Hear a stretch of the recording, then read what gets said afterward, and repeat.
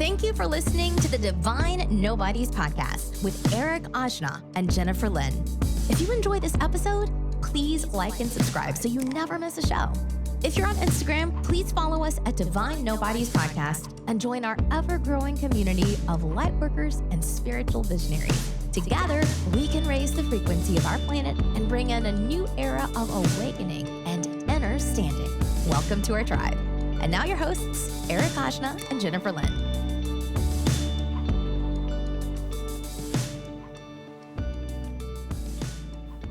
I don't know what it is, Jen. I just been super tired today.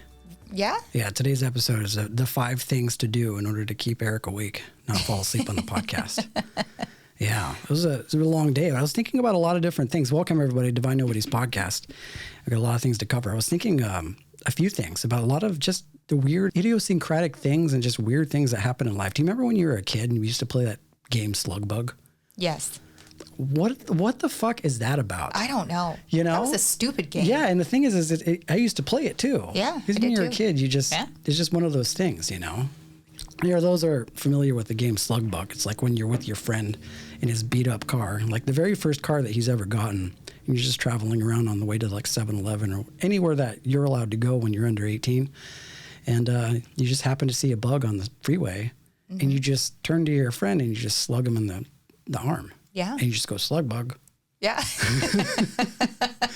There was no winners in the game. Yeah, there's no winners. Because no one's keeping track. Yeah, I feel like we did that when we were really young, like way before we had our own cars and that kind of thing. Yeah. It was like on family trips, and it was an excuse to hit your sibling without getting in trouble. Oh, yeah. Yeah. Yeah, because, that's what that was all about. Because Dad was on it, too. Yeah, everybody was in on it. I think for the most part, the father's the one that more than likely introduced the game into... Oh, for sure. Yeah. The field of little things that you do. Yeah. Because it's like the dad's way of sort of toughening up the boy. Yeah. So it's like, hey, son, let's play Slug Bug. Yeah. He doesn't do it very hard, but it sort of evolves into this. But hard enough where you're like, ooh, like that hurt. And it kind of hurt my feelings because I wasn't expecting it. But and you're like, it hurts. And your dad's like not validating your feelings. And you're like, my feelings matter, Dad. Like I go through pain too. Aside of all the other things that I've been thinking about as far as the weird things, I was just thinking about random stuff, like how fucking weird it is that we go to school. And to actually revisit something that we talked about on the last podcast with Audra, which is awesome, by the way. Yeah. A lot of good shit on awesome. there. I revisited Urban Dictionary, which I hadn't gone to in years. And the last time I checked was in like 2011. Yeah, I haven't either. Yeah. The Urban Dictionary has always been sort of like a novelty, but it's super random because it's not like Wikipedia where you have to have like reputable sources to back up your claims. Right. Urban Dictionary is just anybody with a computer can go on there and just add in definitions for random shit. Yeah. So we went on Urban Dictionary last episode because we were talking about Audrey Bear's last name, which her last name happens to be Bear. Yeah. And I looked up Eric and I gave sort of like an abbreviated version of what the definition of my name is. For Eric, and I wasn't able to complete it. So I didn't feel that sense of completion and wholeness. So I went on Urban Dictionary earlier this week, tried to look for my name again, and I found it. It was actually posted by this guy. The whole craziness of this definition lies in the name of this guy's user profile name, which is Alien God. Alien. Yeah. How perfect. Yeah. So there's a guy named Alien God. How perfect to give you, a definition for your name than Alien God. Yeah. Alien God gave a definition for my name, which is, and I'll just go ahead and read it here. It just says, Eric is a term used to describe a mentally retarded cat that has the ability to fly by moving its tail in a circular motion. Oh, like a helicopter, Exactly, like a helicopter. Yeah, exactly. Once in the air, Erics are known to land on top of statues to catch and eat birds. Once they get the taste of blood, they turn into a form of vampire and attack overweight people. Oh my God. Isn't that the crazy shit? That's hilarious. It's hilarious. I mean, I would never do that, And then the crazy thing with Urban Dictionary is they always put in like an example of how you would use it in a sentence. And this says, oh my God, dude, last night I saw an Eric fly by.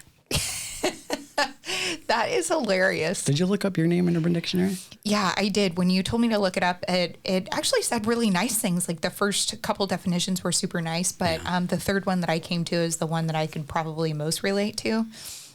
And it says, as the world is overpopulated with Jennifers, we need to be able to distinguish the cool from the evil. Mm-hmm. The only acceptable abbreviation for the cool Jennifers is Jen with 2 N's. That's how I spell my name. Yeah. Jenny, Jen with 1 N, Niffer, which I don't, Niffer. Have you ever fucking heard a Niffer? Jennifer called Niffer? It sounds like a name that you'd give like an ogre in Lord of the Rings. Right? Oh, like that's terrible. It's horrible. Lord Niffer. And any other variations of Jennifer are hereby deemed stupid and will no longer be tolerated. Anyone still answering to any other version will be recognized as evil and or a loser. Oh my gosh. I just imagine the person that actually wrote that is actually in a castle with like one of those old school like ink and pens. So and after they get done writing it into law, they just sort of stamp it with a wax stamp. So I think I'm going to read who wrote this, right? Yeah. Her name is Jen with 2 N's, F-U. Oh, what? And on January 23rd, she posted this, and my birthday is January 24th. So a day before my birthday. Oh my gosh. How about that? So that isn't, I imagine that's not actually her name. One thing that I noticed about Urban Dictionary is it's sort of like this large forum of people that maybe lack some sense of control in their life, and maybe they had been burned by an ex or a friend. Oh, for sure. And because they have the ability to go on Urban Dictionary and exercise some sort of like armchair warrior like ness on them. Yeah. They go in and they just write a bunch of crazy shit about the person that they're.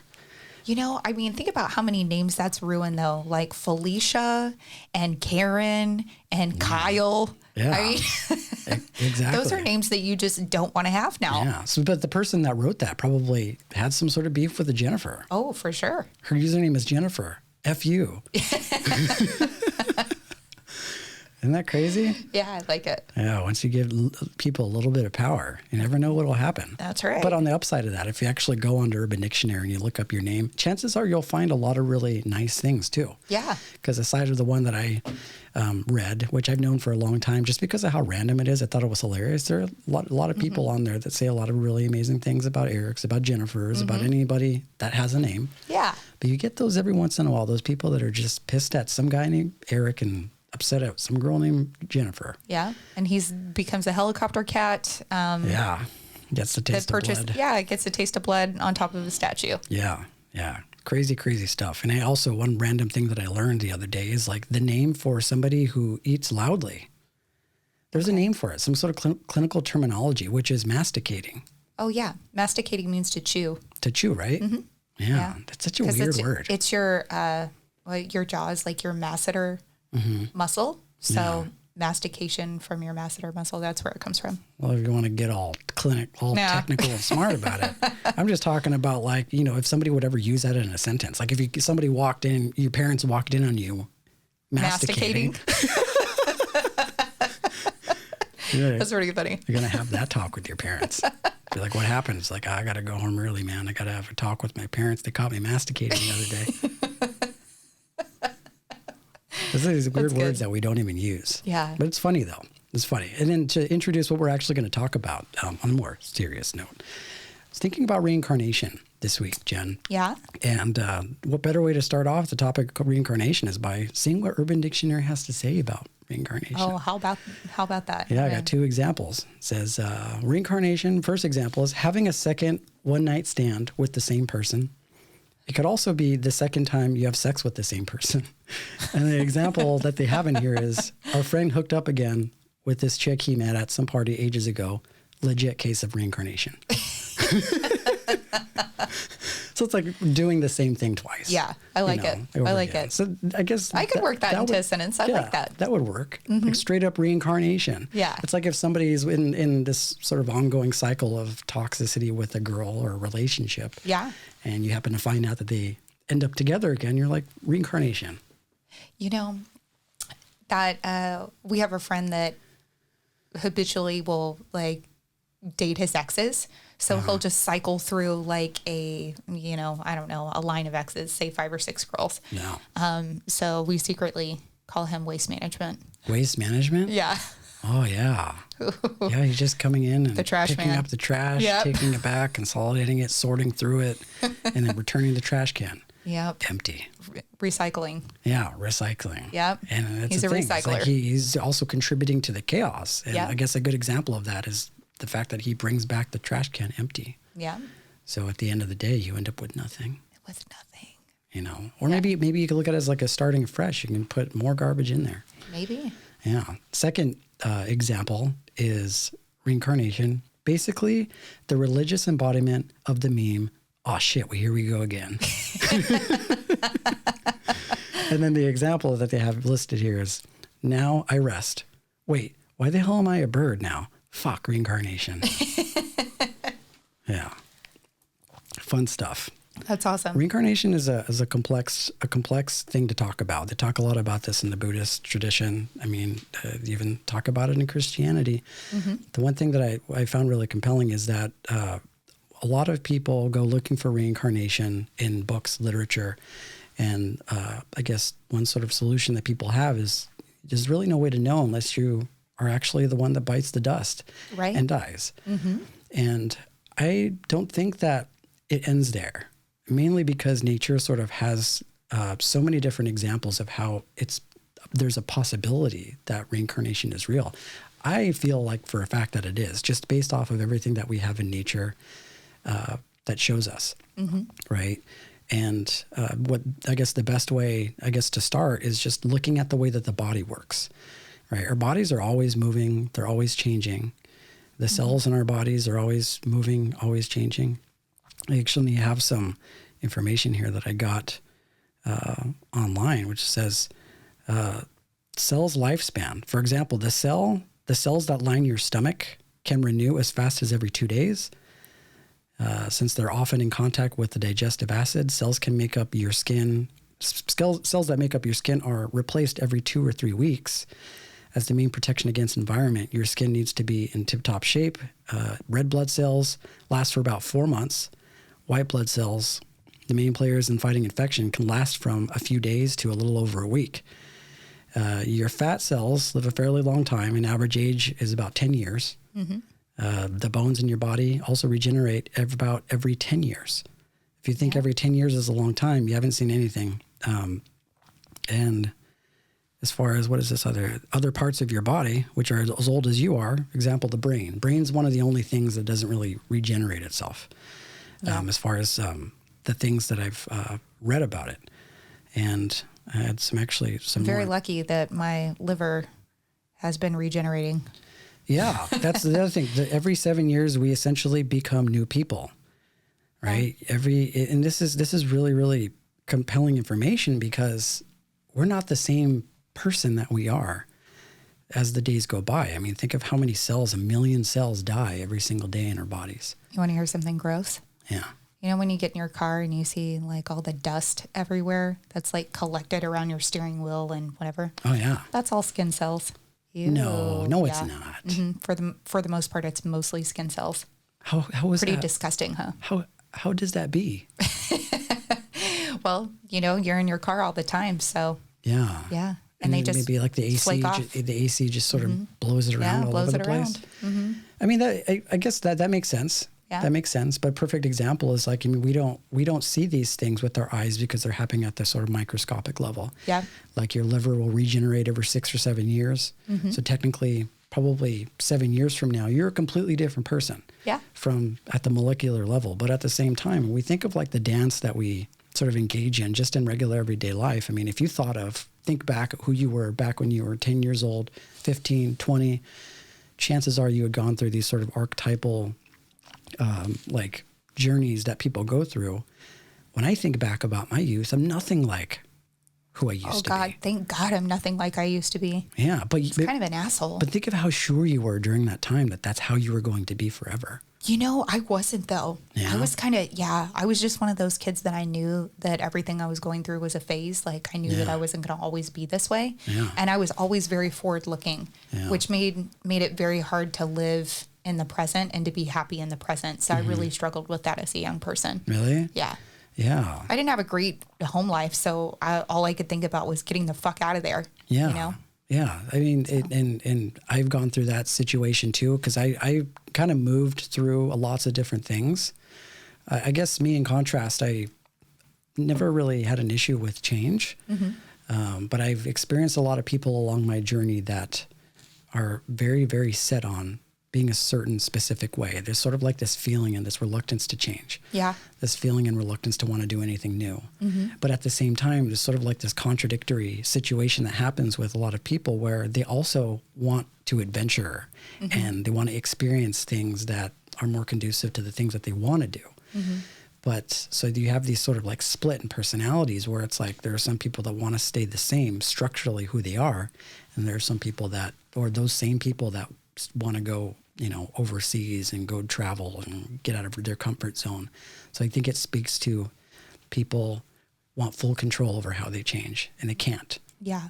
You know what I mean? Because when I was young, I mean, I did a lot of crazy shit when I was young. When I think back of, you know, having to climb through a girl's window in order to see her because her dad thought I was a weirdo, like a goth kid, completely prohibited me from seeing her. I had to do that. Lived in Arizona at the time, and I'd walk for like 2 miles in the dark at like 10 o'clock at night just to see this girl named Trisha Nelson. And I had to like hop in and go break through her window. Now I'm thinking, and I swore that relationship was like she was the one. Yeah. That was just that Libra side in me, like just that lover inside of me that's like, you're the one. and it's sort of like this Romeo and Juliet scenario where like you're willing to throw everything, including your education, away for this person. Yeah. And rebel against your family, which, you know, God forbid, like the parents, I feel like I had good judgment back then. They were kind of assholes. Yeah. It wasn't my, you know, young sort of immature sense of rebellion. Right. I feel like I still held some level of intelligence back then. Yeah. But it's interesting how much we change, yet in those moments you swear that you're going to be exactly the same. Yeah. You know, and it sort of like moves and you sort of progress down your field of experience. And then say you get into a relationship for 4 or 6 years and you end up getting married and it doesn't end up working out. But in those moments when you're going through the motions of like that marriage with that person, your entire life is formulated around these experiences, how you think, the things that you like. And then one day, if it happens to fizzle out and you find yourself outside of that, you're living a completely different life. And so how reincarnation comes into the field with that is that it's obviously the birth of something you're creating. It doesn't even have to be a relationship. The fact that you have the ability to think one thought and the ability to let that thought go and rest and create another thought. There's an interval that happens between one thought and another. So there's this sort of polarity that exists between two things. There's beingness, and then there's beingness waiting to come into beingness. There's sort of like this black and white sort of hard, fast contrast that we have in life that speaks to reincarnation, right? Reincarnation being life, and then death, and then the circular motion of that, you know? Yeah. And so thought is a perfect example of that, because in order to formulate new thoughts, you have to let go of other thoughts. Yeah. So in order to be able to experience something, you have to let go of a lot of other things, you know, like stuff like that. Alan Watts actually put it in a really interesting way because he studies Zen Buddhism, and I always really loved his work, but he thinks of like in New Age movement, it's very common for people to think of human beings as one, right? Yeah. We say that a lot. Like we're all one. We're all one force moving about the planet just from a certain vantage point, but at the very core, we're all one. And so one thing that we do know about people is that when somebody dies, another person is born. Yes. Right. So we get to experience life all around us. Like we have friends that have children. We've also been born, even though I can't even remember being born. So sometimes I think like, was I actually born? So yeah. So this, I sent this to you earlier. So Brian Weiss, I don't know exactly how to pronounce his name. He was a psychiatrist or is a psychiatrist, and did a lot of his early work in the 70s. And he's kind of like I don't want to say like the grandfather, but he's kind of like the go-to guy for reincarnation. Yeah. And he has a super, super cool story I'll just tell a story real quick. I'm kind of digressing, but I thought this was really, really cool. Yeah. He didn't really believe in reincarnation. He was kind of agnostic, just didn't really know what to believe. He was like very scholarly, educated at Yale and Columbia. So just like a very scholarly guy. Yeah. And in the 70s, he had a patient that had a lot of phobias and that were just like totally consuming her life. So he was doing hypnotherapy with her, and she ended up going into a past life regression during that hypnotherapy session. And she went through like the full experience of drowning. So that was one of her phobias, was water. And it's because she drowned in a past life. Well, during this experience, some loved ones came through for him, and were kind of channeled through her. And he lost 2 children. So he lost a baby that was, under 30 days old, to a congenital heart defect, and lost his daughter. I don't remember what of, but she was older. And she was also named after his father. But the names were not like the same name. It was just kind of similar. Yeah. So long and short of the story, this woman who was channeling these people from the dead, there's no way that she could have known any of this stuff. This is like pre-Google, pre-internet, know, this is 1970s. So Encyclopedia Britannica shit. Totally. Yeah. So it was pretty cool that they were able to come forward and make that impression on him, for him to just really dive deep into the whole, afterlife and reincarnation aspect. But that was his story. So I thought that was pretty cool, that what brought that up. So he has some like really amazing past life cards, oracle cards. Yeah. They're by far my favorite. And one of my girlfriends, I love, having my friends pull past life cards. She used to be very, very religious, like very... like evangelical? Yeah. Sort of religious? Pretty much, yeah. So she participated in all the church groups, and, was there every day the doors were open. She was at church, right? Yeah. Souls to the polls. Yeah. So as like a teenager, she wasn't raised in that environment. So her parents weren't forcing her to go to church. This is kind of like an avenue she took on her own. Yeah. So she's really involved in church, and then she starts to see like what's really going on, that these are just like human people, right? And eventually ended up leaving the church for some personal reasons and some things that happened. And when I have this deck of past life cards, and she pulled a past life card, and the first one that she pulled was religion. And on the card, it said, the reason why you're drawn to religion in this life is because you were alive during the times of Jesus and walked with Jesus. Yeah. And the real story because you were there. So you have a hard time accepting modern religion because it's not factually correct. Right. So I thought that was really interesting, that was the one card that she pulled, and it was like, just really spoke to her and was really, really her stuff. But anyway. Walked with Jesus. Pretty cool. Yeah. So I sent you Brian's meditation, and I actually did it today before the podcast to see, if anything would come up for me. Yeah. And damn it, I fell asleep. You fell asleep? I fell asleep. I was really tired today too. You're not ready yet. Yeah. So I woke up like kind of toward the end, and I was like, shit, I missed the whole thing. So I'm going to do it again. But anyway, I sent it to you because there were some parts of it that I was like I thought I was like kind of lucid dreaming a little bit. Yeah. That I was kind of slipping in and out. But in this past life regression meditation, you experience your birth. So, yeah. So he like walks you through how to visualize and experience your birth. So you said, you're like, hey, I was wondering, that's what brought me on this tangent. But when I think about birth though, like in Buddhism, they actually say that the single most traumatic experience that most people feel or go through is being born. Yeah. Because that's like the one thing that Buddhists are trying to avoid, is they're trying to avoid reincarnation. It's interesting because the idea of reincarnation gives us a whole lot of comfort. And like, there's a lot of people that are like, don't worry, if you fail this test, you can retake it. You can do it again. But then the Buddhist monks, they're trying to avoid that. They're trying everything that they can in order to not try and come here again. Yeah.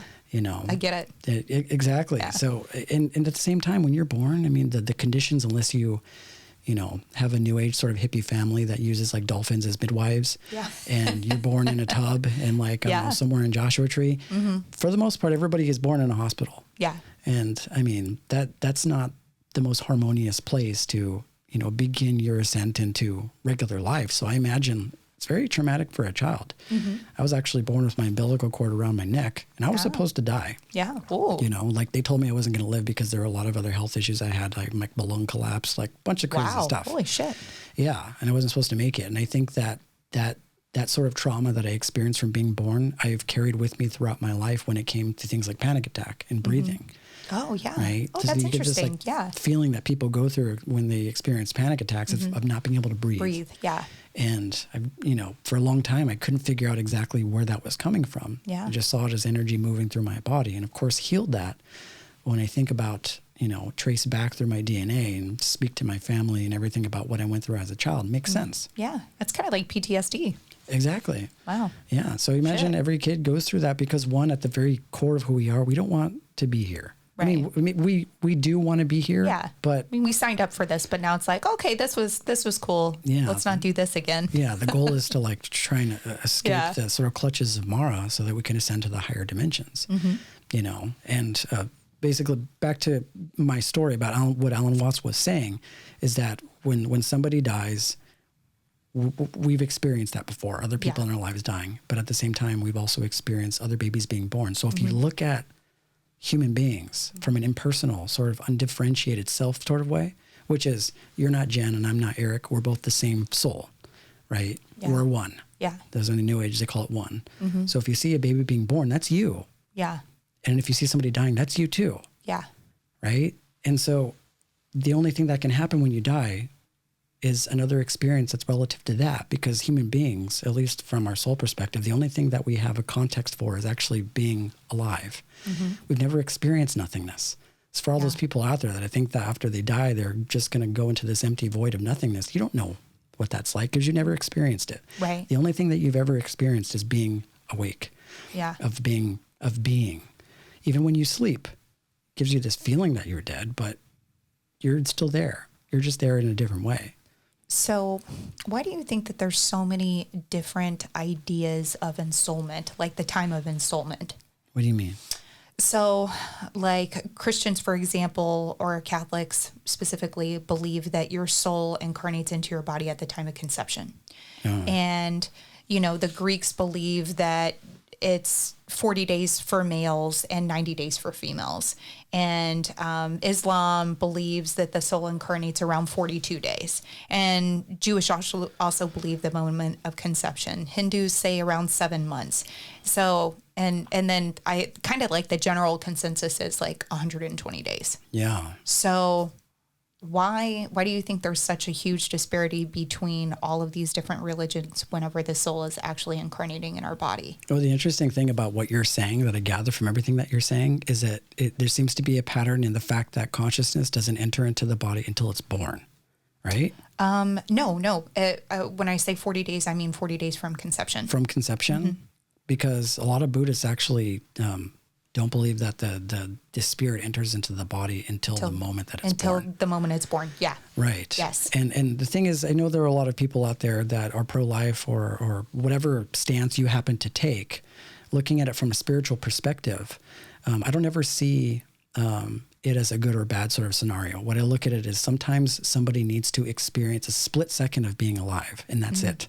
Yeah. Right? Sometimes a soul signs up to just be born and experience life for a day, for 2. Yeah. Even spirit's life inside of the womb, and that's it. Yeah. And for all you know, the child's choice or the spirit's choice to reincarnate into the womb and dying prematurely could be a compassionate act to teach the parents a lesson about something. Right? Yeah, absolutely. Yeah. So maybe that's why. And yeah, it's possible. I mean, there's really no way to know. I just go off of my experience. But at the end of the day, when I look at the collective sort of zeitgeist of all of that, I just look at it as like God experiencing a multitude of different types of experiences in every way possible. So whether or not it starts at the moment of conception or at the moment of birth, I'm not really too concerned with that. Yeah. But it is interesting. Or like 4 months in. Yeah. Like 4 months in. Christianity is also a really, really interesting example of reincarnation because it seems more of like a touchy subject when it comes to people other than Jesus. Yes. Which is interesting, right? But from what I've read of Jesus, a lot of different stories actually, but the one that we're most familiar with in fundamental Christianity is that he died on the cross, and they took him off, and then his spirit resurrected, and people saw that.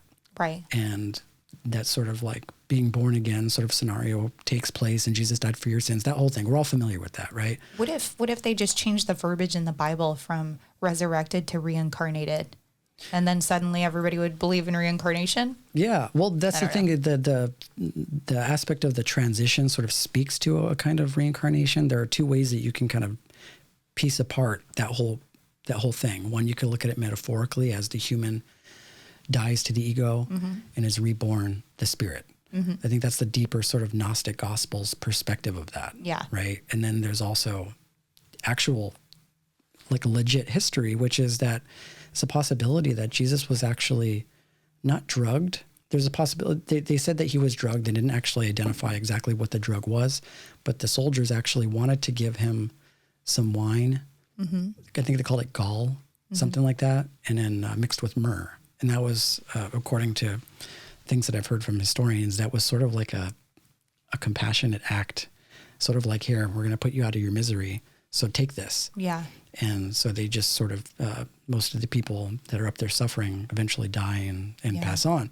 But there was a rumor, or there's actually a lot of evidence to back it up. I couldn't tell you exactly what, but that he was drugged. Little purple drink? Yeah, they gave him a little scissor. they gave him a little scissor. They'll give him a little sugar water purple, right? And he fell into this sort of like coma where people thought he was dead, but he wasn't really dead. Yeah. And I don't know if that was something that was pre-organized in advance, but when they found him, he wasn't breathing, he wasn't alive, or at least to their standards. So they put him in the cave, and then he woke up, right? After this drug sort of wore off, he woke up, and he fled off to India. Right. Okay. And that's in the one thing, the reason why I support that is because if you read the Gnostic Gospels, which have a lot of basically the missing chapters of the Bible, you have the Gospel of Matthew, Mary Magdalene, of Judah, paints a completely different story of how that whole thing went about.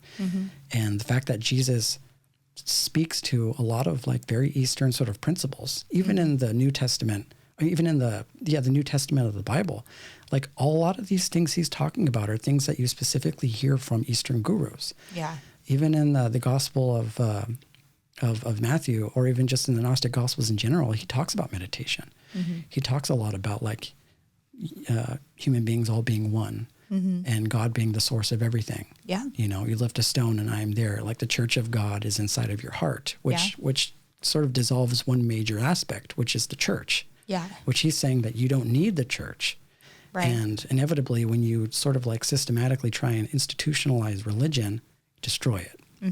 That's what Jesus' messages was.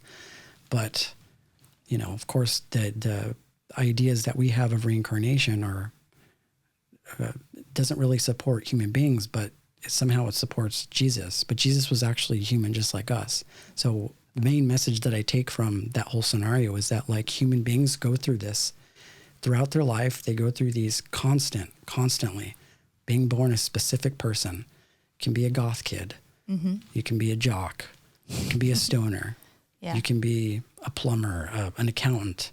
We take on all these different roles in our lives. And in those moments that we're in them, we get this sort of feeling that somehow it's always going to be this way, without really taking into account the fact that everything around us is changing, sometimes except for us. Yeah. Like the trees are always sort of changing. Nature is always changing. Like you can look in the mirror and see yourself changing. And that to me is the perfect example of how I think reincarnation actually exists, because you could live and die in the same life. Yeah. And the same from moment to moment. Like I've gone into relationships with women that I was absolutely in love with. And due to the circumstances of just life tearing two people apart, completely destroyed my world and my life, and completely broke my heart. And everybody's been in a relationship like that, where like completely just shatters your heart, breaks you into a million pieces, and you swear you're never going to come out of that. Yeah. You're never going to come out of that the same person. And you're absolutely right. Yeah. You don't. True. You don't. But what comes out of that, and I think that's the thing, is like human beings, we learn the most from adversity in the moment.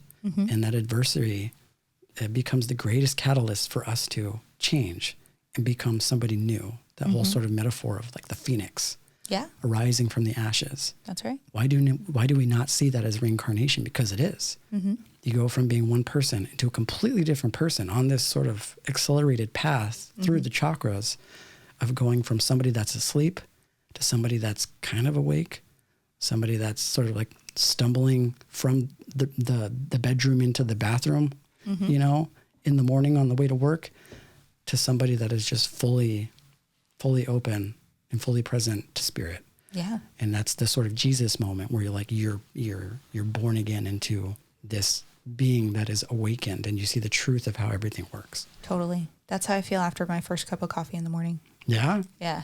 Oh my God. It's like, oh. Yeah. Oh man, I know people that like, you can't talk to them until they have their coffee. You know, I'm very much a morning person. I wake up happy. I mean, I'm just like and I like to wake up early. You know, I'm a morning person, but I don't feel like my brain really starts working and I'm like in my groove until after I've had my coffee. Really? Yeah. Yeah. I'm totally dependent. I'm hooked. Yeah. Well, everybody's got their thing though. That's my thing. You know what I thing. mean? Everybody's got that morning ritual. Yeah. You can look at his morning rituals. And, you know, I don't necessarily care how spiritual or not spiritual you are. It helps definitely to have a practice, but everybody has their own form of that. Yeah. You know, so if somebody wants to wake up and have a cup of coffee, it's cool. Yeah. I'm talking about like people that like, you can't talk to them. Oh yeah. Or something bad will happen. Right. You know what I'm saying? Like, I don't know. I try and wrap my brain around that because I've always been one of those people that like just wakes up maybe that's one thing that I will celebrate about myself, is that like, I've always been one of those people that like, somebody wakes me up, I'm like, oh, hey, what's up? Yeah, me too. What's going on? I'm not like, why did you wake me up? Right? Why'd you wake me up? Like, why did you nudge me? Like people that are just completely light sleepers. And the second you do something, they're like, and you get the death stare. It's like summoning the dragon. Yeah. You know? Yeah. Yeah. I've had, crazy experiences. I've had like exes that I've had in the past that made me sleep on the couch because of like things like snoring and stuff like that. Wow, really? Yeah. Do people do that? Do women do that, Jen? Yeah, women do that. Really? I don't. You ever made a guy sleep on the couch for snoring? No, but I have. My husband is very much a snorer. Like he needs a CPAP. Yeah. And he has sleep apnea too, so he'll like stop breathing, and then I'll just hear him go. Oh, it's a life he or starts death choking, situation. choking on his tongue, and I'll roll him over. I'm like, oh man. But if it's too bad, and if I don't go to sleep before him, that's the trick. I have to be sleeping before he falls asleep, and then we're good. But if not, I will go sleep in the other room. Yeah, there are like two types of people, I feel like, when it comes to that sort of thing. Women that like, or women and men that just absolutely hate it. Mm-hmm. Like they'll straight up break up with you if you snore. Yeah, that's crazy. You know, which is really insane to me. Like, I don't get that. Like, there's got to be a solution. It's not like you're doing it on purpose. Yeah. Yeah. It's like, sorry. Yeah. Like, what are you supposed to do about it? Right. I don't know. You know? Yeah. It's like, in your case, like that could be a life or death situation. Like you stop breathing, that's a collaboration. Oh, totally. That there's a certain compassionate force that operates between that sort of collaboration you have. You know, I just thought of a super embarrassing story. I'm going to share it. My God. The second, before you do that, then the second type of person are the ones, and I've experienced this too, where it's like, oh, I like your snoring. It's cute. Yeah. You know? Uh-huh. I don't know what that's about, because I don't think it's cute, and I snore sometimes. Yeah. I mean, I feel like everybody cute. Snores sometimes, especially if you're sick or if you're on your back. I don't see it as a particularly like sort of like cute. Cute? It's no. Cute when you snore. Is it like a daddy thing? Yeah, maybe. You know? I don't know. It's like maybe like the mother or the dad, they're just used to them snoring, so it creates this sort of like sense of comfort. Maybe. Could be something like that. Oh, I don't know. You'd have to ask that person, because I don't think snoring's cute. Hey, it works in my favor though, because if I snore, then they think it's cute. Hey, it's a win-win. Whatever works. You know? Yeah. Yeah, exactly. What's that story? So I was dating a guy when I was in college, and we had broken up, and, you know, we're still kind of hanging out every once in a while. And we went out to eat. We had some Mexican food. I had some cilantro and some tacos and whatever, some just real stinky shit, right? And stinky shit. and, you know, a couple margaritas. I got a little buzz on. And if I have a little buzz before I go to sleep, I'm like sleeping hard. Yeah. So apparently I fell asleep. Especially after Mexican food. Heavy, all that dairy, you know, just like it's not a good situation or a combination, right? Yeah, you got the meat sweats. Yeah. The meat sweats. Ooh, gross. That's a thing. It is a thing. It's like your digestive tract telling you like, hey, don't eat this shit because it takes me forever to process it. Break it down. Yeah. So apparently I fell asleep and I was tired, started snoring, had my mouth open, onion, cilantro, hot ass breath, just the green sauce or the red sauce? Oh, I don't know. It was a long time. This was a long time ago. Oh, yeah. So he was like, damn, girl. I mean, we dated for a couple of years, so he knew me pretty well. And the next morning he was like, that is the last time that I'm going to take you for Mexican food and let you sleep at my house. He was like, you were snoring so loud and your breath smelled so bad. I had to go sleep on the couch. Oh no. Well, at least that's really bad. At least you weren't flatulating though. Oh my God. That'd be like a deal breaker. That'd be way worse. You know? Yeah. And I was thinking, man, thank God that wasn't like a new guy. Thank God that was like an old guy where shit was already over.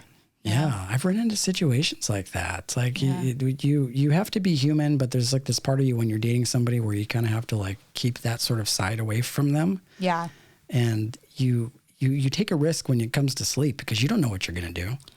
Yeah. You know? Yeah. Like you don't know what's going to happen. You don't know if you're going to snore. You don't know if you're going to breathe on them. You don't know. Yeah, you don't know. You know? Yeah. You don't know the knowing thing. Dragon breath, farts. Yeah, I mean, there's so many things that could happen. Exactly. I remember one time I went to San Francisco with my family to see my brother because that's where he lives. And we went to this Indian restaurant because I love Indian food. Oh, me Indian too. Food's like one of my favorite foods of all time. Tikka masala. Yeah, exactly. Eggplant bharta for me. I think I pronounced it right, but I think people know what it is. Yeah. It's an eggplant dish. It's super delicious. So good. Just even thinking about it right now makes me kind of hungry. Anyways, so we went and we did this Indian food thing. And people that know eat Indian food, they know what I'm talking about. You kind of have to be careful with extracurricular activities because what they don't tell you about Indian food is it sort of like escapes through your pores. It totally does. So we had this idea of going out to this nightclub, a lifetime ago, back when people used to do that sort of thing. And we kind of boogied down, danced the night away. Uh-oh. And so you had like 4 or 5 people all together in this dance floor that all just ate Indian food. With curry sweat. With curry sweat. And then I was just like, man, people knew. Yeah. People knew. People knew you guys just had Indian food. People knew that we got that mad flavor. Yep. You know what I mean? That's what I thought. Mad flavor. That's hilarious. That's the reason why I like Indian food is it's so aromatic. There's nothing like it. There is nothing like it. And people are like, well, Indian food's not good for you. But you know what, though? It's not? You're not being powered. Well, it can be really bad. Really? But what's bad? Well, they use a lot of of dairy, a lot of like oil, a lot of milk, a lot of cream, and it's delicious. Okay. Yeah. Right. But they get a pass because you're not really eating it for that. That's not what's going to keep you going. Right. What's going to keep you going is the amount of love that they put into it. Oh, for sure. People that make Indian food, the Indians, like you can just tell by the flavor, the aromatic flavor of it. Yeah. That there's love put into it. Yeah. You can respect that. One of my best friends is Indian. She's Malayali. And I was the only non-family member in her wedding. And the only reason I got asked to be in the wedding is because the cousin from India got sick and didn't make it. Yeah. So, yeah. And we had the most beautiful saris. And I did all of the Indian stuff with her. They still, and this is crazy, they did a dowry exchange. Like still. What is that? What is a dowry exchange?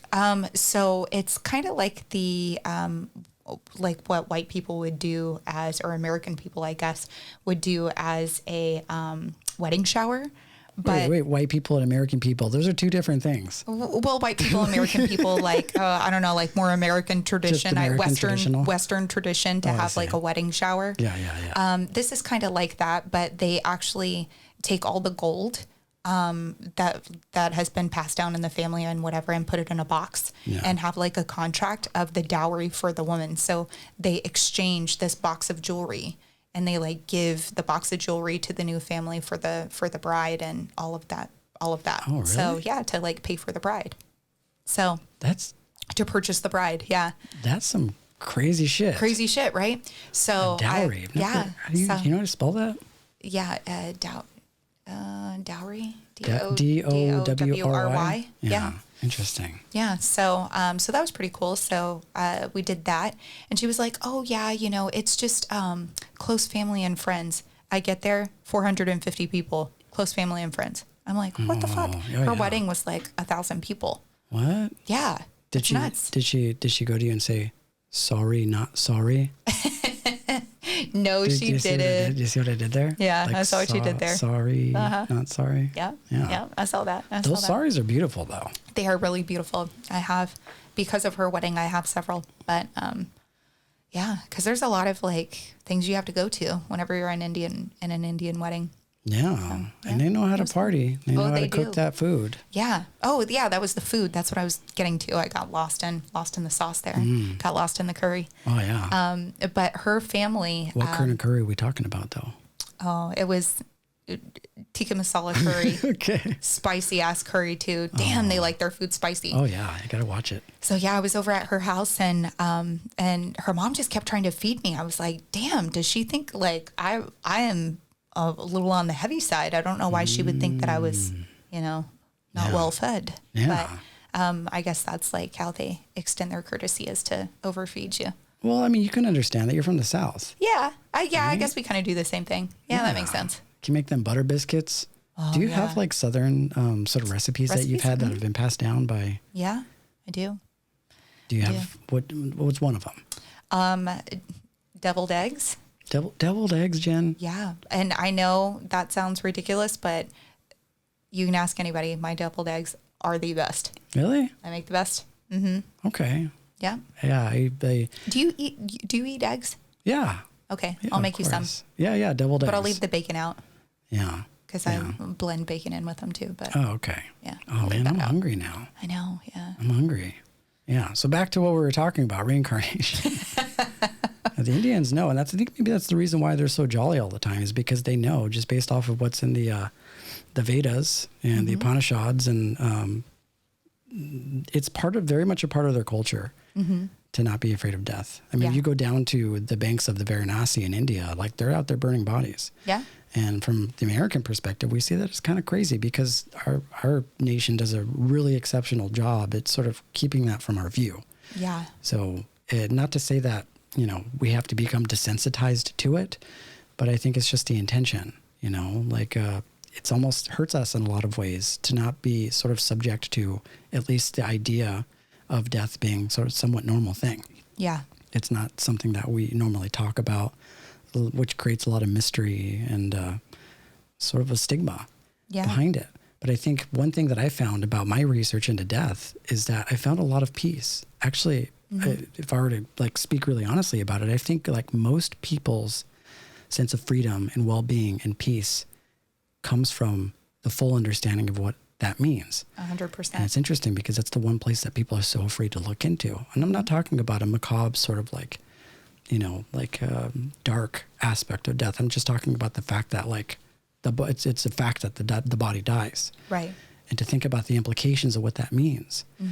And to really wrap your brain around that. And once I started going into that and reading the stories of elders that were 80 years old or 90 years old, like you start to see life in a more beautiful way. You start to see it as just being a natural process. 100%. If you speak to an 80-year-old woman, and I used to work I volunteered in a nursing home for a long time. And when I was actually really young, and the reason why I got sent there, super young, I was like 17 years old. I got sent there because I got caught underage smoking.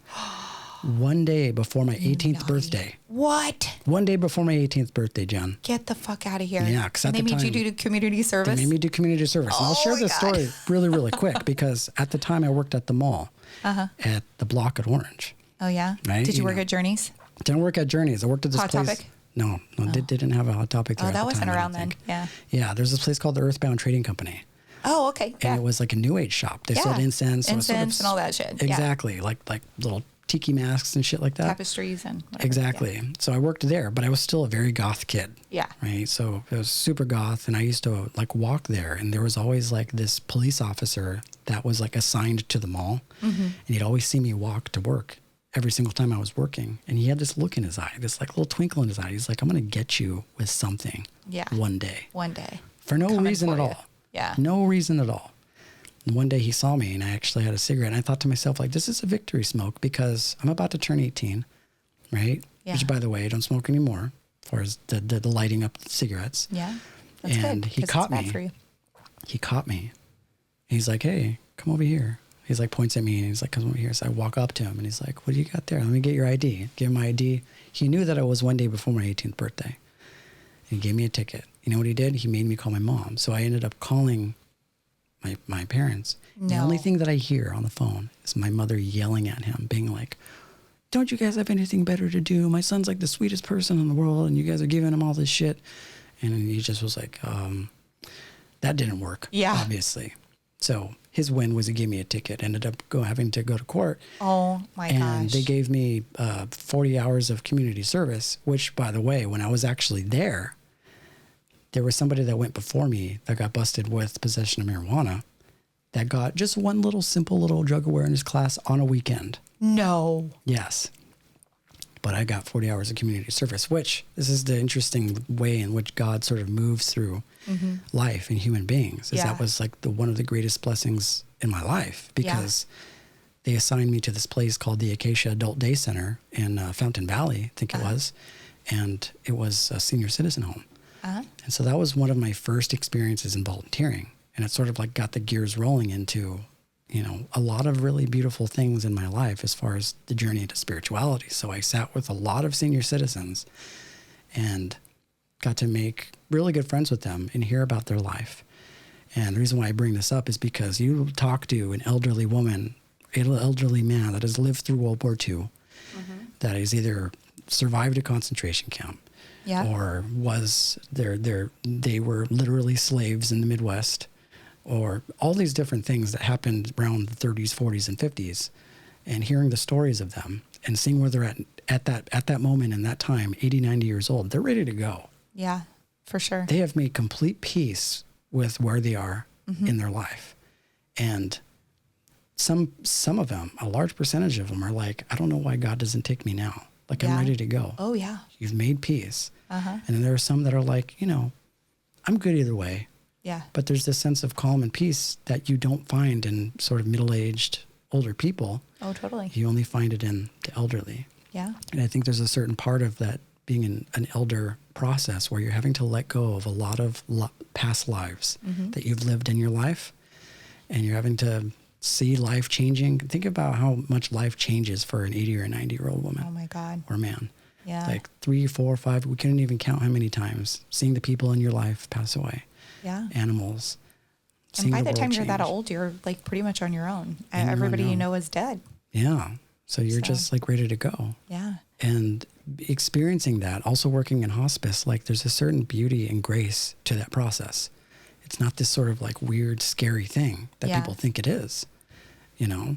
I have this mental image of you in my head in your black Jinkos with your chain wallet and your black, I don't know, T-shirt with your black hair. Jinkos, Jen. Really? Jinkos? And your eyeliner. I did a lot of crazy in the old stuff, folks' but home. Jinkos weren't one of those, even though those were things back then. Oh, that was such a thing back then. Jinkos? Those were like the big pants that like went over your shoes. Yeah. And the pockets were really low. Yeah. Yeah, I didn't do the Jinkos thing. Oh, I had the girl Jinkos, so really? I know all about that. Yeah. Oh, yeah.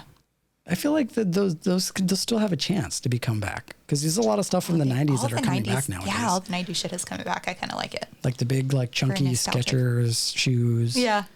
You know, like a lot of that crazy stuff. I feel like Jinkos could make a comeback, even though I actually don't think that they're even around still. Yeah, I don't think so either. Yeah. But something like it, somebody will rip them off and then we'll be the old people saying like, well, we used to wear those. They were called Jinkos. Now they're, whatever, Yeezys. Yeah. No, I was more of like that traditional sort of dark wave goth, had all the vinyl and the fishnet. So white face. Even better. Yeah. Even better. Even better. Yeah. Even better. I had to put more of an effort into looking different without actually realizing that I was just the same as every other goth kid that was going around. It's crazy how kids like go through all these various sort of hurdles in order to try and be different. Even though if you look at the sort of like your quintessential goth kid. They're all pretty much the same. Mm-hmm. You know, I remember watching this movie called SLC Punk a long time ago. Oh, yeah. And it was basically a movie about like punk rock kids. Uh-huh. And at the very end of the movie, this woman like meets up with one of the main characters, and she's like, you know, like what's with the whole like the whole punk get up, like with the hair and the shoes. It's like, and he's just like, oh, it's punk rock. It's like rebellion. And she's like, no, you're playing into the same sort of consumer world, materialistic world that everybody else is. Yeah. You know, you think of the amount of effort that you have to put in order to get your hair to look like that. Think of what stores you have to go in and actually pay even more money for clothes to look punk rock. Right. And so it's like, what's the real goal here? And she's like saying, like, if you want to fuck up the system, do it from the inside. You know, don't do it by just rebelling against the system that like you need to sort of move through, because that really isn't the problem. It's people. Yeah. It's like humans. So later on in the movie, he ends up actually sort of getting rid of that whole get up and, you know, finding himself in a position in society that actually contributed in a positive way to the whole. Yeah. And I think that kind of speaks to a more mature way of being different. Right. So being different is kind of like what Osho talks about, which is like the art of living dangerously, which is be different from inside, like in your spirit, like in your heart. You know, like a rebellious spirit is somebody that, you know, like moves to the beat of their own drum, is unapologetically who they are and fiercely who they are, whether or not it's sometimes you like them, sometimes you don't. It's basically, it speaks to like this fierce honesty that you have with yourself. Because that is pure creativity. That is like you fully embodying your rebellious spirit being, as long as you're fully integrated with yourself, like your spirit, you're always going to be different than this sort of like collective sort of governance that manages how we move. Totally. You know? Yeah. That was good. That was a good little rant. Our nature is to be wild, you know? And our youth was one of the most exciting times. And as we, I guess, get older, we crave that excitement. Man, I don't think so. You know, I don't think that my youth was, I think that my now is exciting, because now I have like knowledge and a stable income and have 100% control of my environment. I think now is like way more exciting than being But that's a kid. what I mean, You feel though. so helpless as a kid. Yeah, but that's what I mean. It's like there's this so sort stuck. of acknowledgement of what you deem exciting changes, right? Yeah, over I guess time. that's true. Yeah. Yeah, and that's that. I think just what I know of you is that you fully embrace the fact that life changes, and that's a really sort of evolved sort of characteristic to have, because there are a lot of people that are stuck living the same life over and over and over again. Death and taxes. Yeah, That's the only thing that's going to be constant. Yeah, Everything else is going to change. Exactly. So it's like just being open to the fact that things change, and you can't fight that. Yeah. You know, like we're the only sort of species in nature that is concerned with this conversation of change. And we have this sort of contradictory sort of mechanism that's always working at the same time, which is our ego and our spirits are both battling. One of them wants security and to stay the same, and then the other one wants to change. Right. So it's all about like integrating your mind and your heart and fully embracing the moment that you're in, and realizing that whether or not you want to or not, your body's changing, life is changing, you're always constantly changing. And the best way to sort of like fully embrace all of that is to move with it. Yeah. I like it. Know? Reincarnation. We lived and died 1 million times in the same life. For sure. You think of how many different yous you've been? Oh man. Fuck. A lot. And how many yous I am right now. Yeah. In different life and different dimensions. Yeah, the only thing that gives us a sense of continuity is the fact that we have memory, right? Because we have this long stream, this almost like sine wave of memory. We have this database that makes us feel like this is who we are consistently. But without that memory, all you would do is just exist moment to moment to moment. Yeah. And that's the only thing that's really real. So as far as past life memories are concerned, because I know I've had a couple through dreams. Have you ever had a past life memory? Past life, yeah. I would say that a lot of the past life memories that I have are in dreams or in these like weird moments of deja vu. Yeah. Do you have one you want to share? In dreams? Yeah. Oh man. One that I want to share. I mean, I have a lot of alien dreams. Can sort of attribute that to a past life, but I don't have any like right at this moment. I have a dream journal that I wrote down a lot of my dreams, but just like, a lot of the dreams that you have, you don't remember them. Yeah. Unless you reference them. That's true. I think that, the dreams that I've had about past lives, one in particular, it was a dream, but it was a very lucid dream. And I spoke a different language. I understood everything. Mm-hmm. I was a slave and I was on a train, and I was just sick of that shit. And I would rather jump off the train and die than continue on to wherever this destination was. I think I was actually a sex slave, to be honest. Yeah. But I didn't quite go into that, but I knew that I was being held against my will. Yeah. And actually did jump off the train. And then I started running, and then people were shooting at me, trying to kill me. And I was running across this field. And I remember like feeling terrified but liberated at the same time. Yeah. And I was like, holy shit. When I woke up, I was like, holy shit, that was not a dream. That was a memory. Like that happened to me, It couldn't be random. That's fucking crazy. For you to know exactly how you felt, there's so many specifics that point to like a knowing, like a deeper knowing. A way deeper knowing. So I have a list. I'm just going to run through it real quick, but it's 10 signs that your soul has reincarnated. I do have one dream though. Okay. One memory. And this was actually really prolific because my entire life I carried it with me, not even realizing why. Uh-huh. Because there are lots of things that happen in life and you have memories that you hold with you, but you're not entirely sure why, like random things sometimes. Yeah. The one that I remember is having this dream where I was sitting in my dream, my father. Didn't look anything like my father in real life. Mm-hmm. So that spoke to a past life. Right. We were sitting like in this chair, both sitting in chairs, and we were polishing coffins. Interesting. We were polishing, he was polishing one and I was polishing one. And I was asking him a question. I was like, well, why do we have to do this? And he was saying, because you have to prepare for death in so many words. That's what he was saying. It was sort of the conversation. I don't remember exactly what was said, but he was saying that like, we have to prepare and do everything that we can in order to basically come to terms and find peace with the fact that this is inevitably what's going to happen.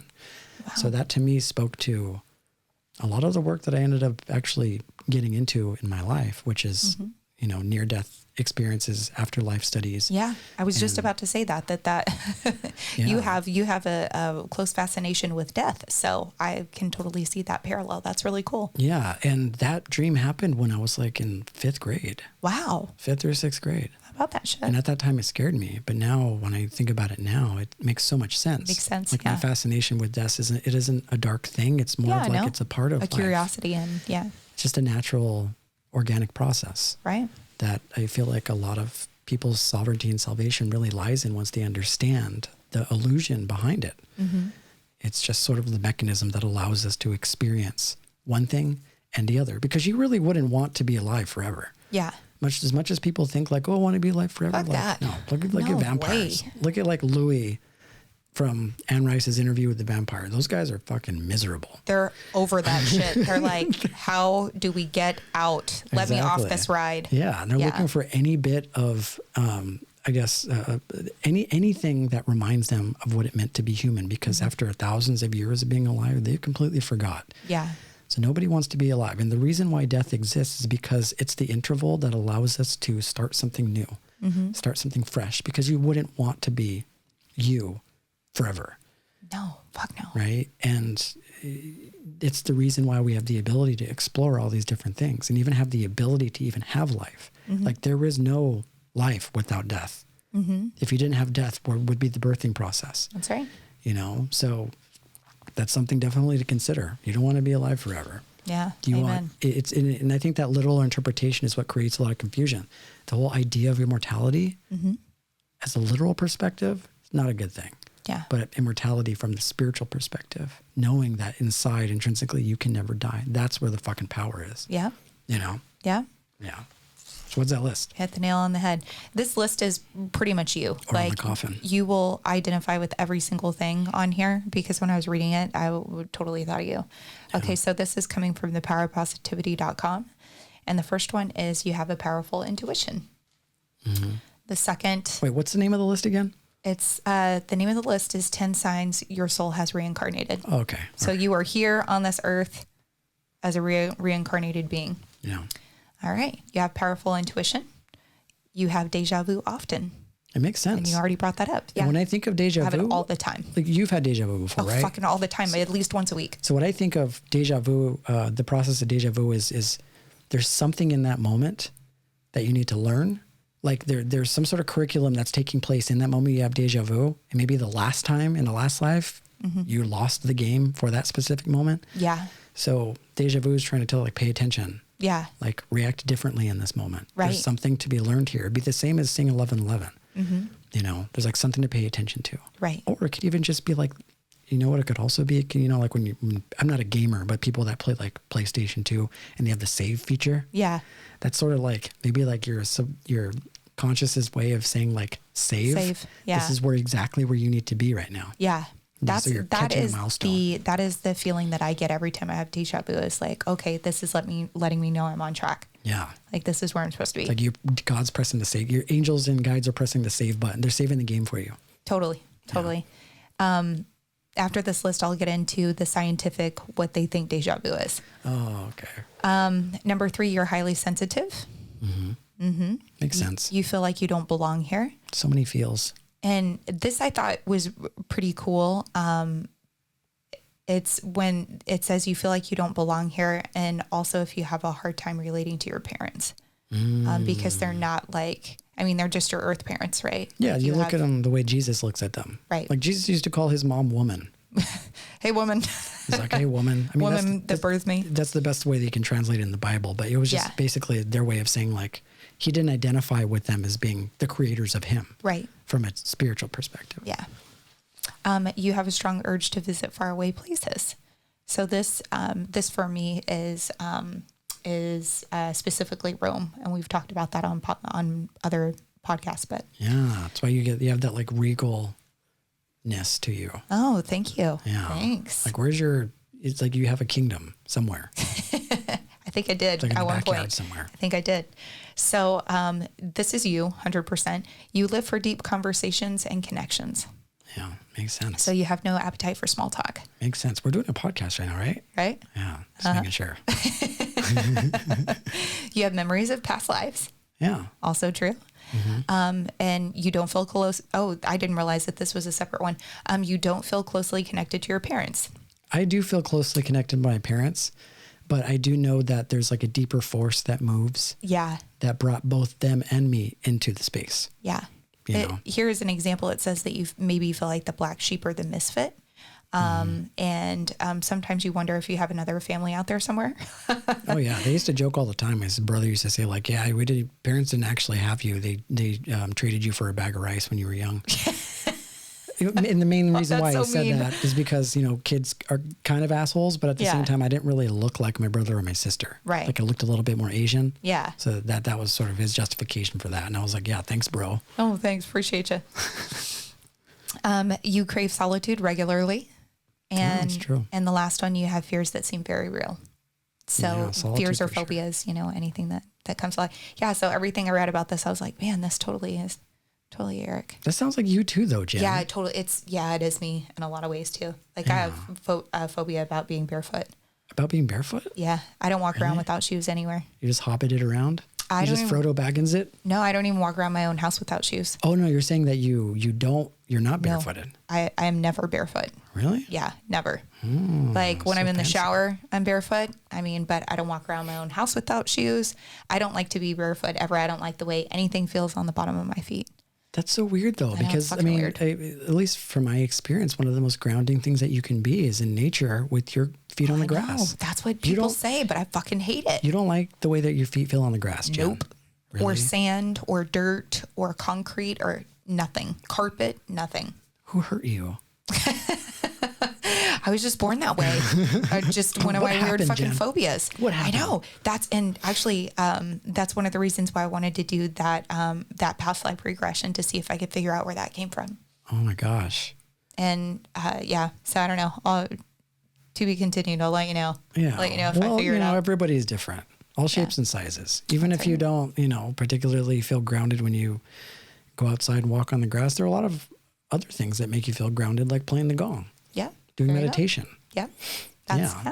all those things, all the things. Yeah, all the things. Okay, so quickly about deja vu. I won't get too deep into this, but they say that it's just the scientific explanation is that your eyes are seeing information at two different times. So one of your eyes is seeing it first, and so say your right eye sees it first, and before your left does, like even in a split second. And when that happens, it stores it in your memory as like a past memory. Really? Because your eyes aren't operating at the same time. Yeah. I never feel like my eyes aren't operating at the same time. Yeah, it's like a split hair of a second, so you would never even notice, that it's happening. So it's almost like your brain short circuits in a way. Because what would be the catalyst for that? Yeah, it's like a short circuit. That's the best explanation. It's like a short circuit. Like maybe you're not getting enough oxygen flow to your brain, and so like one eye's working and the other one's not. Yeah. You know? Yeah. And it's just working just a tiny bit faster. So it sees it first. And then when your other eye catches up, it thinks that you've already seen it. Because it stores it in your brain in an area of the past. Because it technically is in the past. That's true. And science has to come up with some sort of way in order to justify even spiritual things. So there's this part of me that thinks like, if you said that to anybody, they'd just be like, I don't know. Something about that doesn't sound right, because it's like you're cognizant of a lot of things. We're pretty fucking intelligent people. Mm-hmm. If I saw something once and my body said, okay, I know what this is, and then suddenly my right eye saw it, I'd be like, I wouldn't see them as two separate things. Yeah. But I mean, it makes sense. Yeah. You know, the next time I have deja vu, how it's stored in your brain. Yeah. Yeah. So. Yeah. There you go. There you have it. Yeah. A lot of good information, Jen. Yeah, we covered some ground. A lot on this journey. Yeah.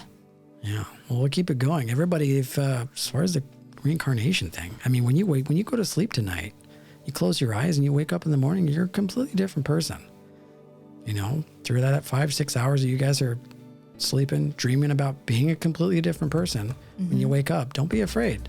Tomorrow's a new opportunity.